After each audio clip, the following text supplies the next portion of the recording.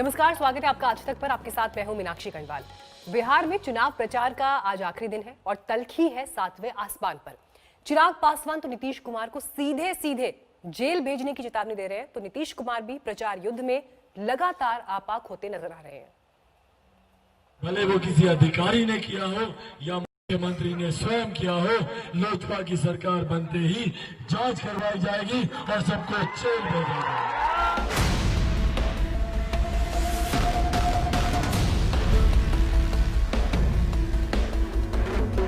बिहार की चुनावी लड़ाई जेल भेजने तक आ गई है। कल तक सत्ता के हमसफर रहे, अब एक दूसरे पर जी भरकर आग उगल रहे हैं। चिराग पासवान के निशाने पर सीधे सीधे नीतीश कुमार हैं। इस 7 निश्चय में जितना भ्रष्टाचार हुआ है, जो घोटाला हुआ है, भले वो किसी अधिकारी ने किया हो या मुख्यमंत्री ने स्वयं किया हो, लोजपा की सरकार बनते ही जांच करवाई जाएगी और सबको जेल भेजा जाएगा। बिहार के चुनाव में इस बार चिराग की असली लड़ाई तेजस्वी की आरजेडी से कम, नीतीश कुमार की जेडीयू से ज्यादा है। रविवार को तो चिराग पासवान ने हमले की हद ही पार कर दी। नीतीश की गलतियों पर तो वो पहले भी हमले करते रहे हैं, लेकिन इस बार दुश्मनी को जेल पहुंचाने की हद तक ले गए। कैसे संभव है? इतना बड़ा घोटाला हो रहा है, इतना बड़ा भ्रष्टाचार हो रहा है, बिहार के हर एक आदमी को पता है। किसी भी आदमी से पूछ लीजिए, इनके अपने मंत्रियों से पूछ लीजिए। जब सबको पता है और मुख्यमंत्री को नहीं पता हो, संभव ही नहीं है।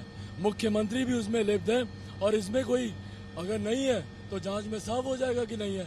पर मेरा मानना है और लोगों का मानना है, बिहार के लोगों का मानना है, जवाब तो जेडीयू की तरफ से भी दिया जा रहा है। चिराग पर खुद नीतीश कुमार तो उतने मुखर नहीं है, लेकिन पार्टी के बाकी नेताओं ने जवाबी हमले की बागडोर थाम ली है।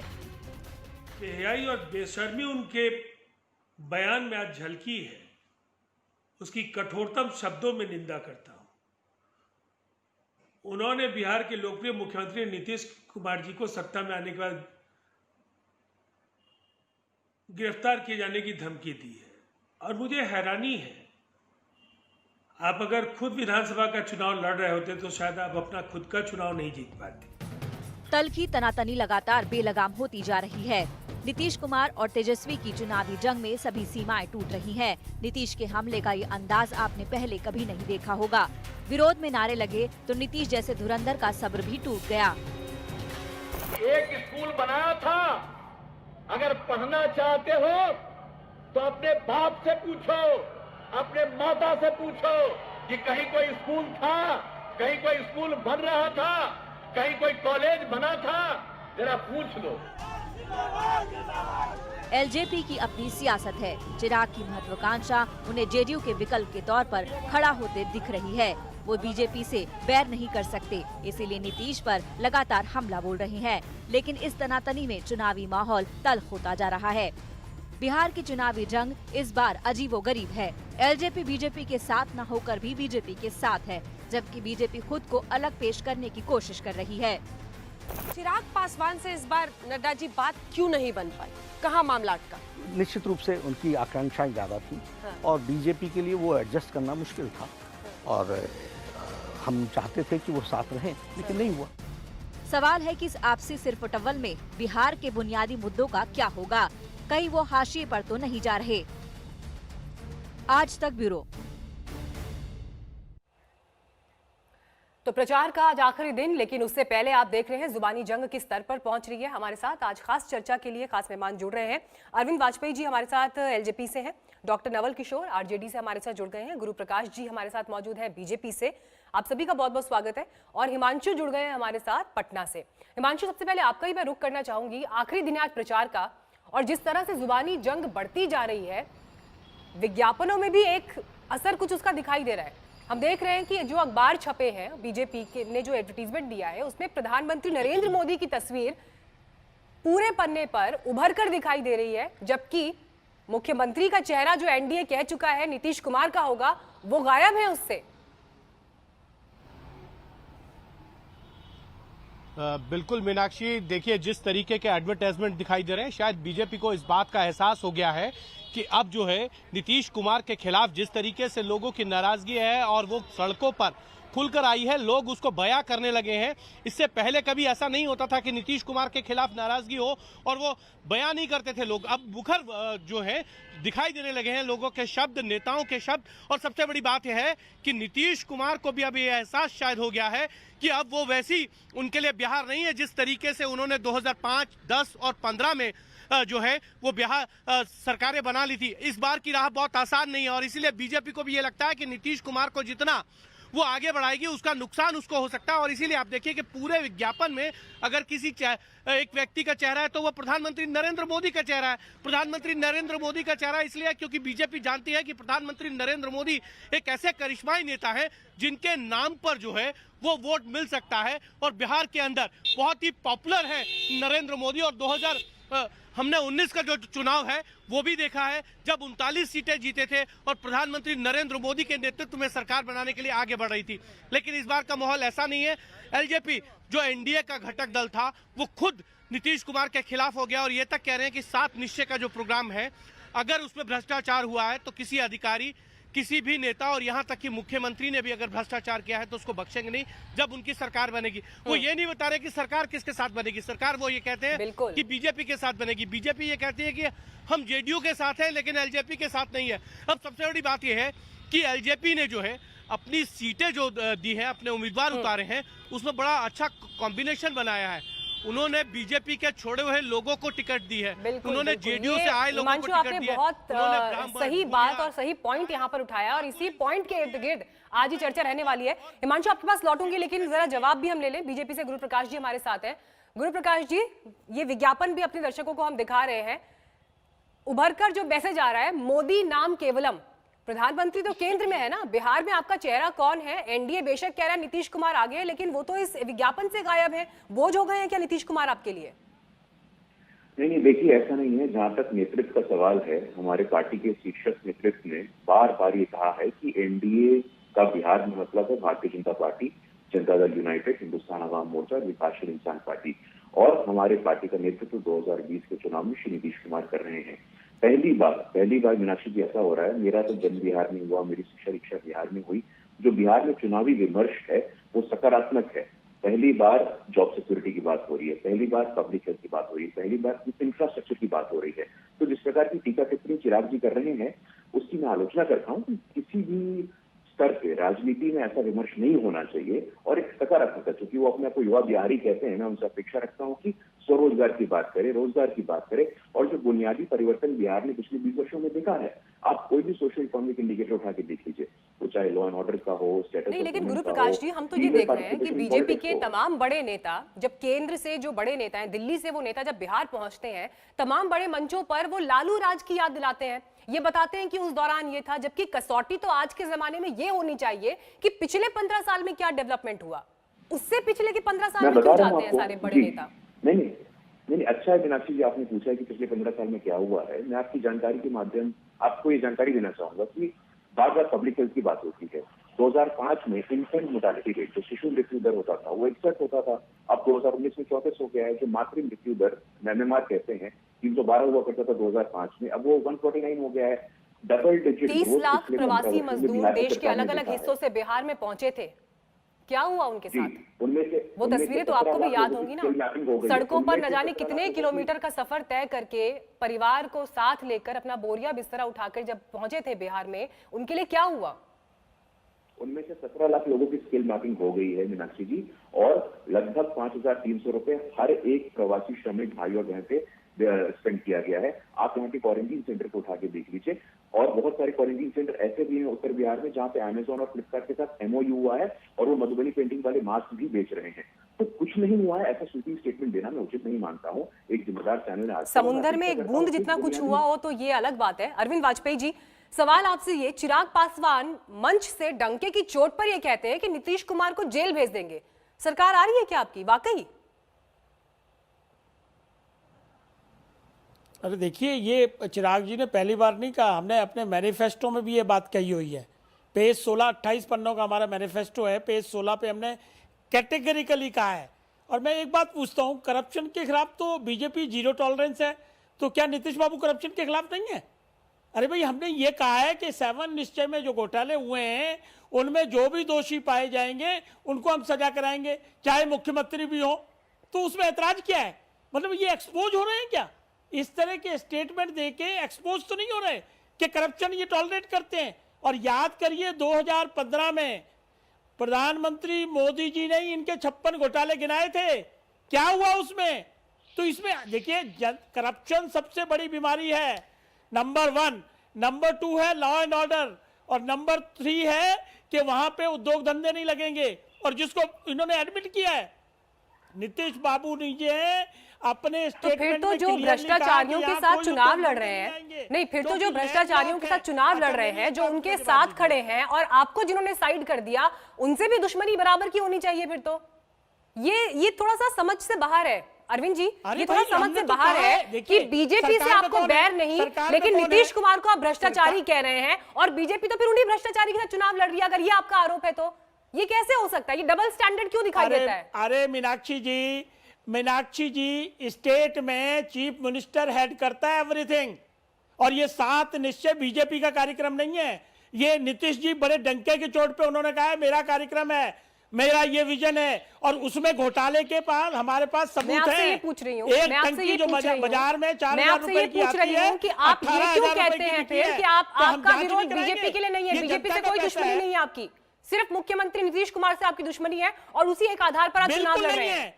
बीजेपी जिस दिन अपना मुख्यमंत्री भ्रष्टाचारी के साथ चुनाव लड़ने वाला साफ है आपके लिए, पाक साफ है। अगर मुख्यमंत्री नीतीश कुमार आपके लिए भ्रष्टाचारी हैं, उनको आप जेल में डालने का सपना देखते हैं, तो जो लोग उनके साथ चुनाव लड़ रहे हैं वो आपके लिए कैसे ईमानदार है? अरे भाई मीनाक्षी जी बड़ा सिंपल सा है, क्राइम में जो इन्वॉल्व पाया जाएगा वही जेल जाएगा, उसका पड़ोसी, उसका मित्र या उसकी पत्नी नहीं जाएगी। जिसने क्राइम कमिट किया है, कौन है 7 निश्चय का मुखिया, कौन है डिपार्टमेंट का हेड, किसका नोट बना हुआ है फाइल पे, वो उस तरह से जांच चला करती है क्राइम की। ये नहीं कि बीजेपी साथ है तो वो भी जाएंगे, उस मिनिस्टर उस डिपार्टमेंट में। डॉक्टर नवल किशोर, चर्चा में आइए। जो ये तस्वीर उभर कर दिखाई दे रही है, आज के आखिरी दिन में भी चुनाव प्रचार आज खत्म हो रहा है, लेकिन जिस तरह का ये पूरा इस वक्त तस्वीर दिखाई देती है कि चोर रास्ते से हाथ मिलाकर हम खड़े हैं, क्या मतलब है इसकी आपके लिए? बताइए। देखिए, आज बिहार में जो सबसे महत्वपूर्ण मुद्दा जो सामने दिख रही है वो बेरोजगारी है, और बेरोजगारों को हमने एक रास्ता दिखाया है, एक उम्मीद जगाई है कि जो सरकारी नौकरियां हैं, रिक्तियां हैं, जिसको कि भरा जा सकता है बिना कुछ किए हुए, केवल पॉलिटिकल विल चाहिए और साधन भी है और सामग्री भी है, उसको हमने बोला है कि पहले बैठक के पहले हस्ताक्षर से उसका हम निदान करेंगे। उसके साथ साथ हमने कहा है कि अच्छी स्वास्थ्य व्यवस्था और गुणवत्तापूर्ण शिक्षा का भी व्यवस्था करेंगे। जो पिछले 15 साल में आप कहते हैं, उसका आकलन इसलिए करना चाहिए कि एक ही आदमी का सरकार है। उसमें आप देख लीजिए कि नीति आयोग, जिसके मुखिया खुद प्रधानमंत्री है, उनका रिपोर्ट कहता है कि 15 के 15 सूचकांक पे वो नीचे हैं, सबसे फिसड्डी है।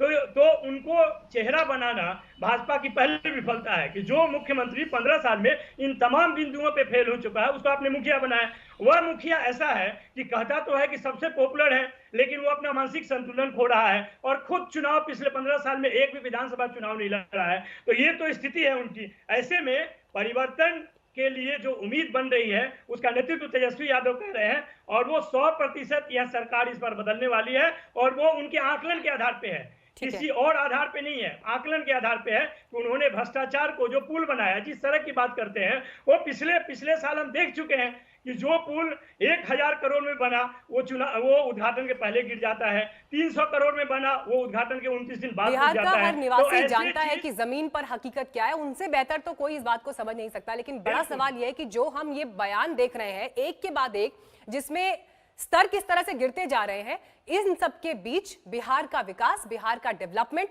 आखिर कहां पर है? इसी पर चर्चा को आगे बढ़ाएंगे, देखते रहिए आज तक।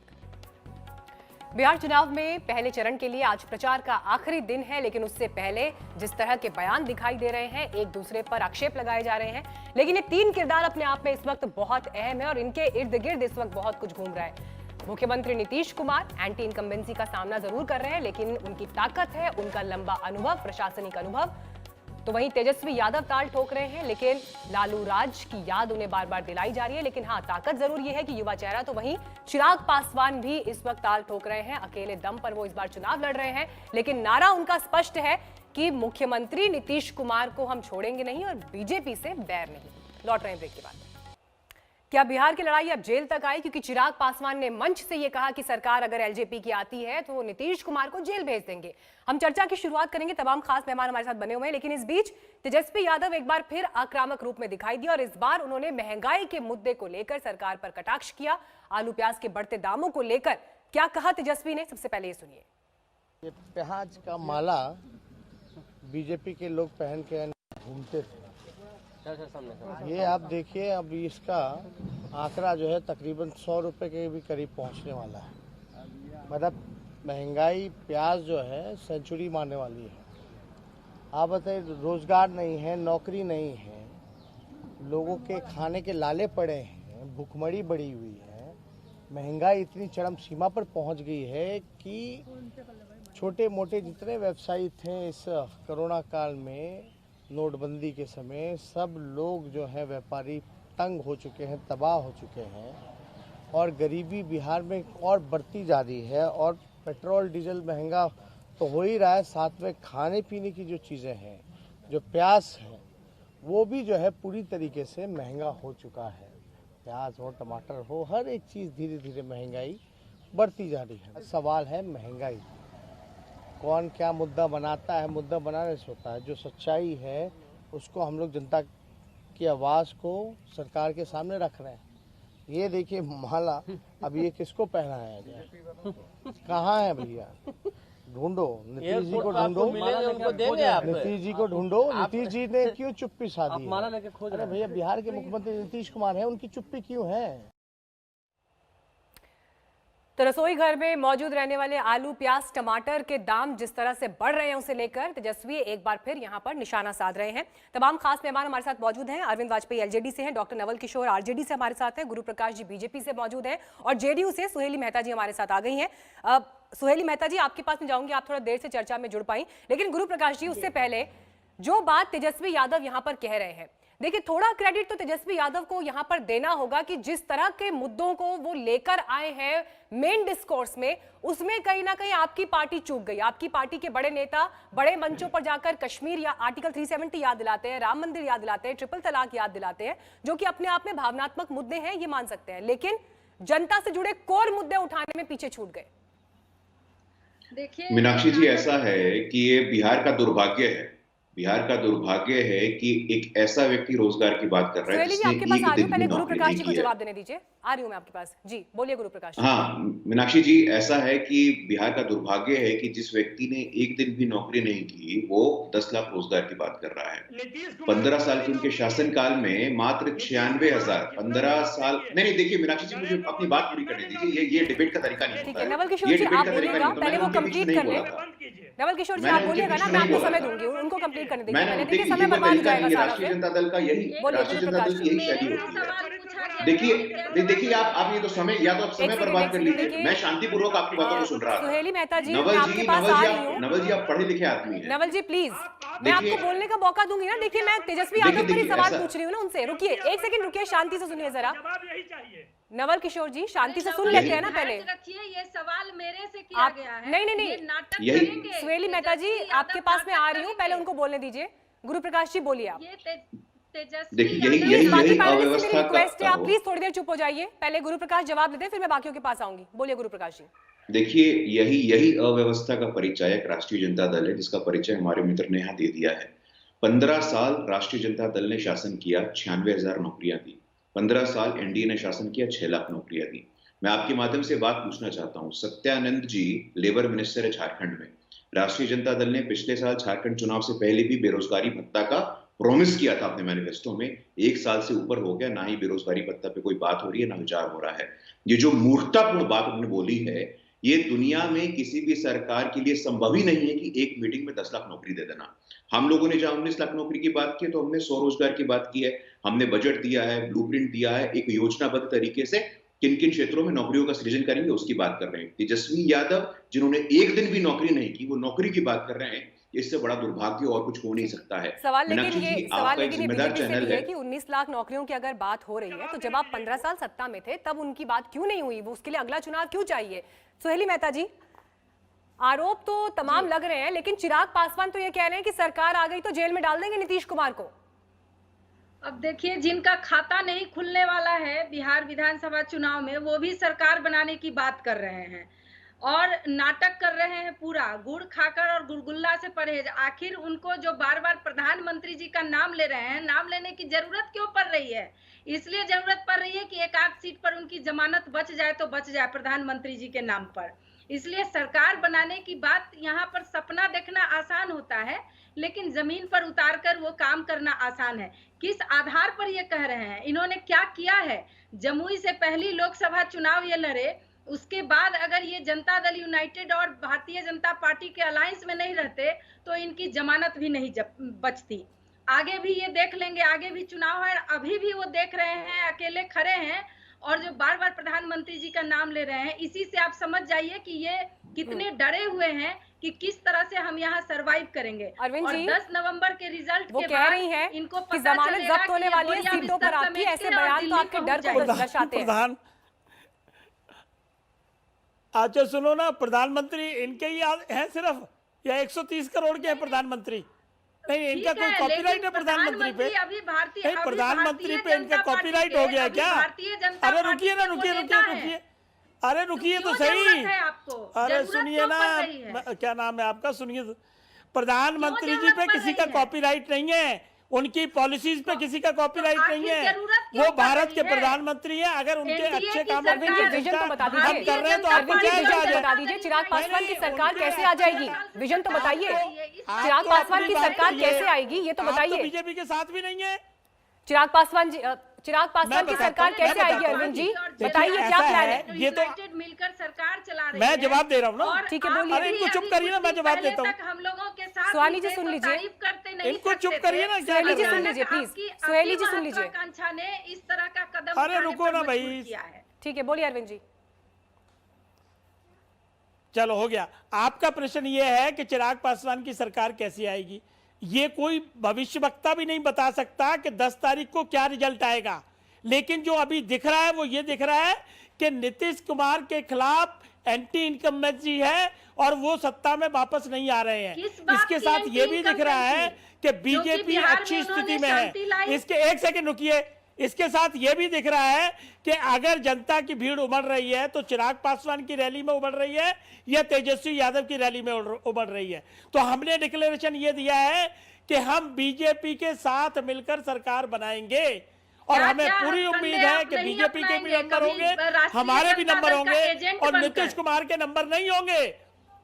ठीक है, और इसीलिए हमने कहा है कि जब हम सत्ता में आएंगे तो नीतीश कुमार समेत जिन लोगों ने भ्रष्टाचार में डॉक्टर नवल किशोर